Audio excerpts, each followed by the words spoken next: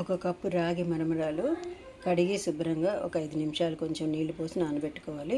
తర్వాత నీళ్ళన్నీ పిండేసి ఒక కప్పు పెరుగు వేసుకొని గ్రైండ్ చేసుకోవాలి. ఏ గ్లాస్ కొలతతో ఇడ్లీ రవ్వ కూడా తీసుకొని 1కి 2 సార్లు కడిగేసి వెంటనే నీళ్లు పిండేసేసి మనం రుబ్బి పెట్టుకున్న మరమరాల దానిలో వేసేయడమే. ఈ మరమరాల పిండి ఉంది కదా, రుబ్బి పెట్టుకున్నాం. నూనె రాసి సగంగా వేయాలి, కొంచెం పొంగుతాయి కదా. అలా వేసుకుని ఈ పిండిని పక్కన పెట్టుకుందాం. ఇది మనం కుక్కర్లో పెడితే విజిల్ లేకుండా పెట్టాలి, తెలుసు కదా మీకు. ఒక 5-10 నిమిషాల్లో అయిపోతాయి. ఎలక్ట్రిక్ కుక్కర్లో పెడితే అదే కీప్ బామ్లోకి వెళ్ళిపోతుంది. ఇలా సరదాగా కొంచెం క్యారెట్ తురిమి వేశాను. రాగి మరమరాల ఇడ్లీ రెడీ. మా అమ్మ ఎప్పుడు ఇడ్లీ చేసినా పెసరట్టు చేసినా వెన్న చిలికి మరి లేదా కొద్దిగా చిలికినప్పుడు దాచి మా నాన్నకి వాటి మీద వేసిస్తుంది, ఇడ్లీ మీద కానీ పెసరట్టు మీద కానీ. నేను నెయ్యి వేస్తున్నాను. తొక్కు పచ్చడి అండ్ అవిసె గింజల కారపొడి అలాంగ్ విత్ నెయ్యి.